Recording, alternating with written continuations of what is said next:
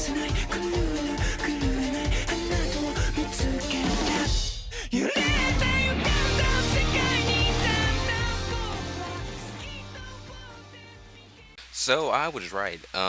That one fancy looking guy, he is a gourmet ghoul, which was a given. I mean, he looked pretty fancy. And does anybody know what language that is? I'm too lazy to actually Google the words and see what language that is. I'm going to assume French, but I'm just a silly little American.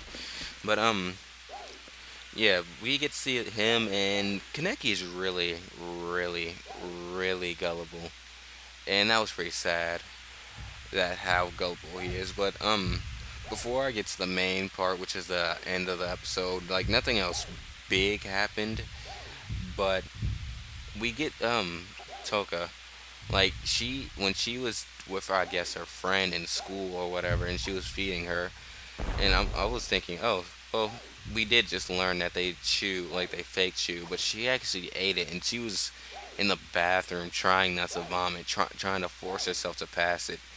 So even though we get to see Kaneki fighting to keep his humanity, we're seeing her, a ghoul from the start, trying to be more human-like, which is really it has some weird feel to it. Like I like it, but it's kind of it gives you the feels like Kaneki's struggling to keep his humanity, and she's struggling to figure out what being a human feels like because she's a ghoul. She's been a ghoul from the start. So man, that's pretty.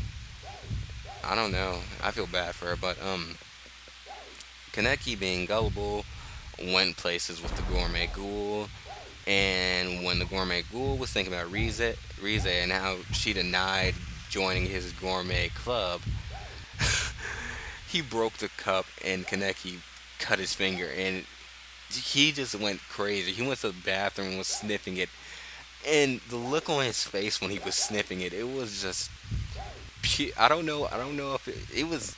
Yeah, he looked like he was happy. That was pure ecstasy on his face. He was going crazy. Like he was thinking of a new star being discovered. Like I guess there's something about a half ghoul, half human that people just love.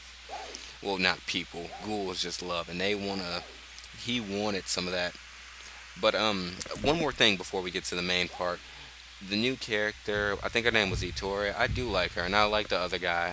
I can't remember his. I think his name was Uta, the guy who makes the mask. You know what I'm talking about. But they're both interesting characters. I like how they're we're getting a big cast. Well, not a big cast. It's semi big cast, and we're kind of getting to know each character. And we did learn something else. We learned that humans and ghouls can mate, except the chances of the person getting pregnant, whether they're ghoul or human, is really low, and it's yeah, the chances of a one-eyed ghoul coming out is, like I said, really low, and yeah, that's pretty interesting. I didn't actually think that could work, but anyways, the main part. Kaneki goes over to the gourmet ghoul's place, and we see that he gets sent up. He gets pushed up to the ceiling. I don't know why he didn't try to go leave the like jump off, but I mean, I guess he's an idiot. But he gets pushed up, and we get to see a huge room. I'm actually trying to figure out how big is this place that he was at, because that was a huge room on top of whatever he was just, whatever floor he was already on, and it's filled with people. We get to see the gourmet ghoul, and he is basically the main course for a bunch of people.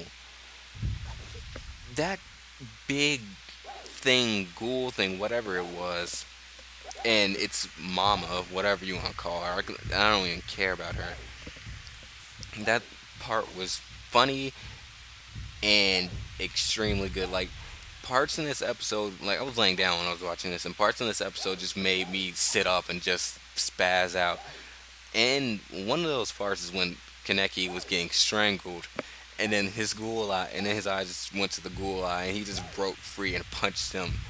I was like, yo, he like we just learned that there's a lot stronger, but man, oh man, he lifted that guy up with just a punch, not even having to use his kind of guy. I think that's what the gourmet ghoul called it, because we actually didn't know what they were called before. I think it's Kanagi, Kanagai, Kunagai. something like that. So one of those four different words. I'm pretty sure it's Kunagai or Kunage. I don't know. Either way, he didn't use it, but man, he punched the mess out of that ghoul. And once the gourmet ghoul saw that, he went crazy. Like he was planning on sharing him, but after that, he's like, no, no, no, no, no, no, no. This guy's just for me. Screw you. We're going to eat this guy. And the thing is, these ghouls, like, we get to see, like, some of the ghouls we see, they have hearts. They're nice. Like, they seem like nice people, and they like, but these people, she's just like, she was just that's the thing was calling her mama, and as soon as he was ripped into him, she was just like, yeah, screw you, you can die now, just whatever, I don't care about you anymore. Like I like these people. I don't know how to feel about the other ghouls, and I actually didn't know it was that many ghouls over there. But apparently, there's a ton of ghouls. But yeah, Gourmet Ghoul is pretty strong. She's kind of just easily ripped into into the fighter. And I feel like not either. He's definitely going to be a big contender in the series. I can't wait for another Thursday. Like I'm tired of waiting every Thursday. Like Zakiyo no Terror and Tokyo Ghoul just get me so hyped for every Thursday to come around. Cause either way, I know it's going to be a great episode. But yeah, if you liked this review, which you probably didn't, but oh well. If you found it somewhat helpful and makes you want to watch the show, if you're not, like, comment, subscribe, all that crap. See ya.